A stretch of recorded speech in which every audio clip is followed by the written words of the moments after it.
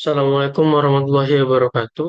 Perkenalkan, nama saya Iwan Zikri dengan NIM K2010952011. Saya berasal dari kelompok Dr. 6. Pada kali ini saya akan presentasikan responsif awal yaitu tentang modul 2 yaitu kontrol kecepatan motor dengan DC sistem kendali lingkar terbuka dan lingkar tertutup.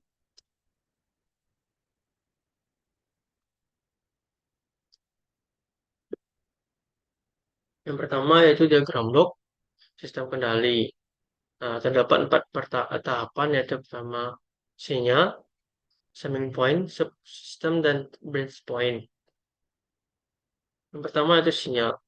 Sinyal merupakan garis panah yang menunjukkan arah tahapan pengendali suatu kendali sistem. Kemudian ada subsistem, blok yang berisikan karakteristik dari tahapan pengendalian sistem dalam bentuk fungsi. Kemudian summing point, titik penjumlahan atau pengurangan antara dua sinyal atau lebih. Keempat itu branch point, titik persamaan antara dua sinyal atau lebih. Contoh diagram blok di sini bisa kita lihat bahwa uh, merupakan garis sinyal adalah ini yang masuk ke summing point, merupakan garis sinyal, dan ini merupakan subsystem, dan ini merupakan titik persamaan yang branch point atau branch point. Hubungan diagram blok. Hubungan diagram blok ada beberapa jenis. Yang pertama itu ada hubungan seri, yang mana ini disusun secara seri, yang mana persamaannya yaitu X2 X sama dengan X1 dikali G1, dan X3-nya memiliki persamaan itu X2 dikali G2. Kemudian disubstitusikan mendapatkan persamaan yaitu X3S sama dengan X1S dikali G1S dikali G2S. Kemudian hubungan paralel. Hubungan paralel dapat dilihat pada gambar, yaitu tersusun secara paralel. Dari diagram blok di atas, di sini, kita bisa melihat bahwa X2 ini memiliki persamaan itu X1 dikali G1, dan X3 memiliki persamaan itu X1 dikali G2.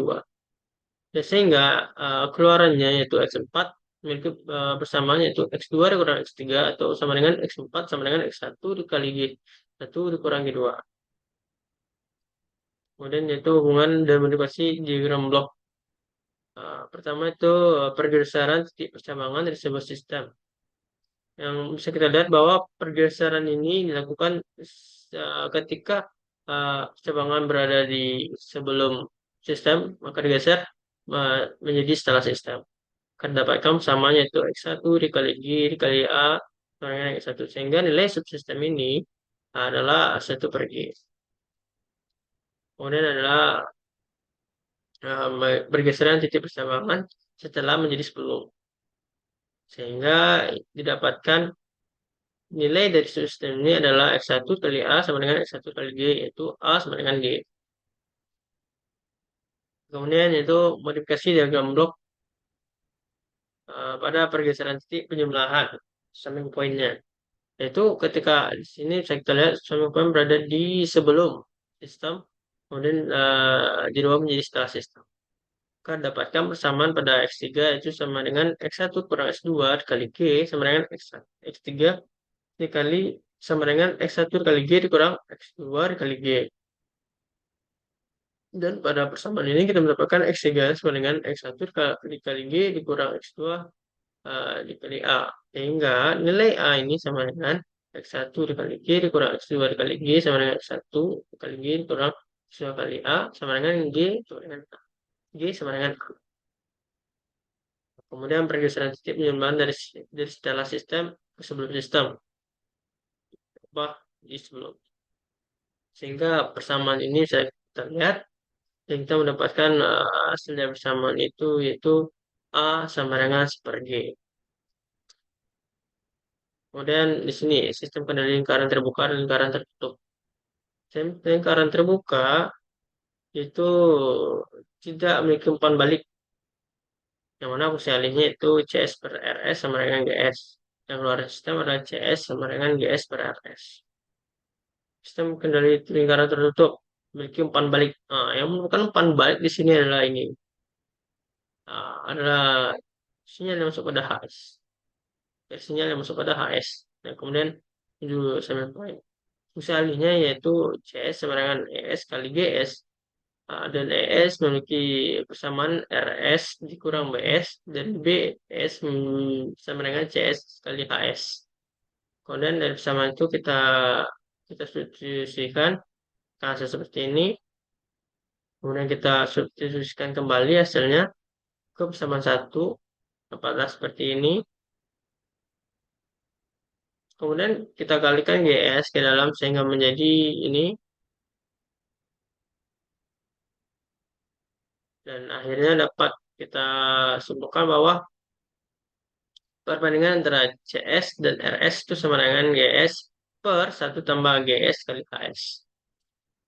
Perbandingan sistem kendali lingkaran terbuka dan lingkaran tertutup. Sistem lingkar terbuka itu kurang stabil dan teliti, lebih mudah dibuat, tidak ada umpan balik dan murah.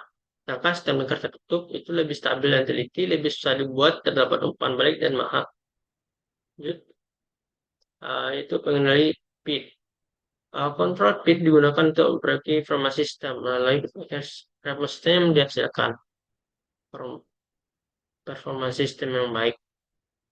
Yang pertama mengenai yaitu menghasilkan nilai error yang steady state. Kedua, meningkatkan kecepatan respon untuk mencapai set point. Kemudian ada pengendali proporsional, yang mana kontrol ini menghasilkan output sebanding dengan input. Dan untuk persamaannya itu kita dapatkan UT sama dengan KP kali ET. Dalam domain Laplace ditulis bahwa US per ES sama dengan KP. Untuk karakteristiknya bisa kita baca di sini bahwa jika KP diperkecil, maka respons sistem akan semakin lambat dan respons akan semakin lama. Jika diperbesar, respons sistem akan semakin cepat dan respons akan semakin tingkat. Nah, kemudian jika terlalu besar, maka respons sistem akan semakin tidak stabil dan adanya overshoot. Dan keempat, nilai KP dapat diatur atau ditentukan sedemikian sehingga mengurangi steady state error tapi tidak menghilangkan nilainya. Kemudian pengendali integral, jenis kontrol yang menghasilkan output lebih besar atau lebih kecil ketika error. Di sini pada pengendali ini dapat persamaan yaitu UT sama dengan KI dikali integral 0 menuju T dikali ET kali DT. Dalam domain Laplace-nya dapat tulis US per S sama dengan KI per S. Kemudian di sini ada karakteristiknya, yaitu yang pertama keluaran pengontrol integral membutuhkan jeda, sehingga pengontrol integral cenderung memperlambat respon. Kedua, ketika sinyal ES 0, output tetap akan bertahan pada nilai sebelumnya. Jika sinyal ES tidak 0, output akan menunjukkan kenaikan atau penurunan nilai ES dan nilai Q. 4, konstanta integral Q yang sangat besar akan mempercepat nilai error, namun akan meningkatkan hasilasi. Kemudian selanjutnya ada pengendali derivatif. Jadi konsolnya menghasilkan output yang merupakan diferensial dari input, namun tidak mengeluarkan output tanpa ada perubahan input. Itu kita bisa mendapatkan persamaan yaitu dari derivatif yaitu UT per ET sama dengan KD dikali DET per DT. Dalam domain Laplace kita tuliskan yaitu US per S sama dengan KDS. Untuk karakteristiknya sendiri, yaitu pengendali derivatif tidak dapat memasukkan output jika tidak ada perubahan input. Dan dua, jika nilai error berubah terhadap waktu outputnya, hasilkan tergantung dari nilai KD, yaitu laju perubahan error. Dan yang ketiga, pengontrol diferensial mempunyai suatu karakter untuk mendahului sehingga pengendali dapat menghasilkan koreksi yang signifikan. Kemudian, empat, meningkatkan nilai KD, dapat meningkatkan stabilitas sistem, mengurangi overshoot. Nah, di sini berdasarkan karakteristik pengontrol ini, pengontrol diferensial umumnya dipakai untuk mempercepat respon awal suatu sistem, tetapi tidak memperkecil kesalahan pada keadaan tertentunya. Nah, kemudian di sini ada pengendali proporsional integral.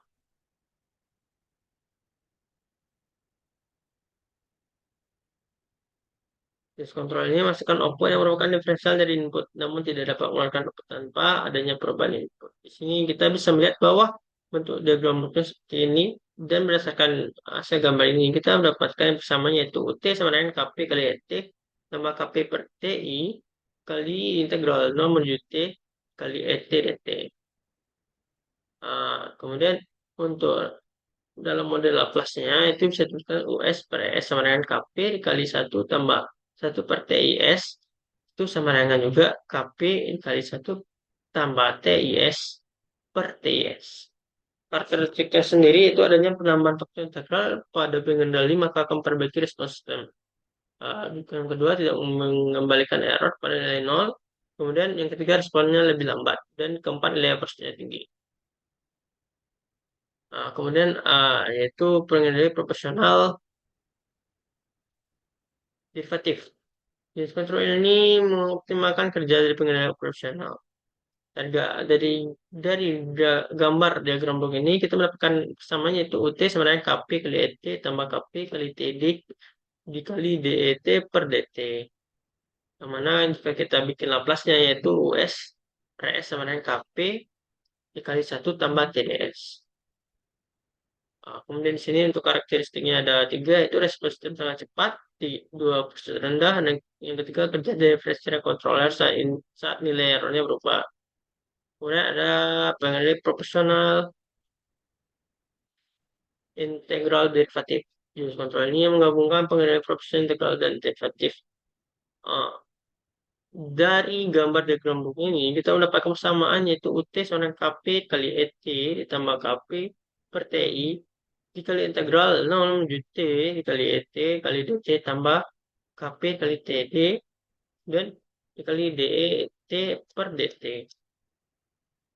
Dengan bentuk lapasnya yaitu S per S sama dengan KP dikali 1 tambah TIS tambah TI tambah TD S kuadrat per TIS. Untuk karakteristiknya sendiri itu ada tiga, itu memperbaiki respon transient, menghilangkan error steady state, dan mengurangi overshoot.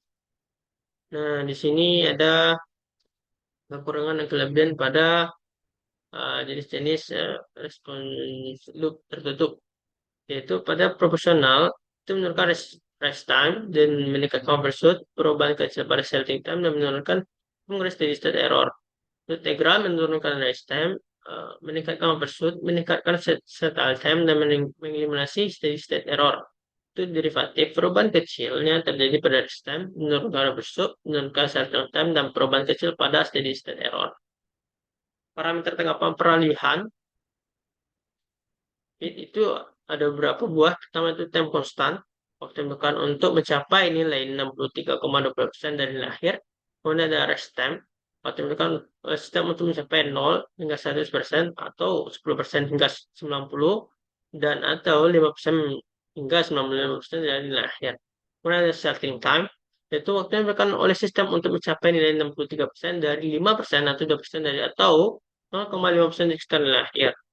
Kemudian ada delay time, yaitu waktu yang dibutuhkan oleh respon sampai setengah dari yang pertama kali. Kemudian nilai maksimum overshoot, ya puncak maksimum respon sistem yang diukur dari nilai sistem saat kondisi steady state. Nah, kemudian ada time peak, yaitu waktu yang dibutuhkan oleh respon untuk mencapai puncak pertama tersebut. Nah, di sini uh, kita bisa melihat pada gambar ini merupakan setelah kita bahas tadi itu adalah maksimum overshoot. Nah, ini merupakan maksimum overshoot yang terjadi setelah ini. Kemudian sini ada time delay yang bernilai 0,5, maka ada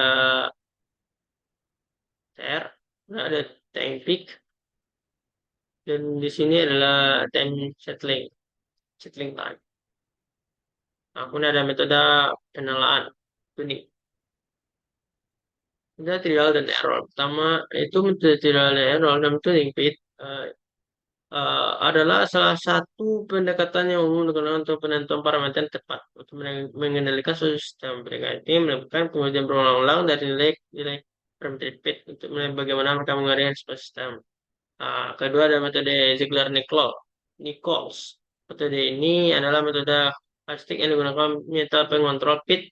Metode ini dikembangkan oleh John B. Ziegler dan Nathaniel B. Nichols pada tahun 1942 dengan melakukan eksperimen yang mana asumsi model belum diketahui dan plan tidak diketahui. Model ini menunjuk capai overshoot maksimum yaitu 25% terhadap ekspektasi.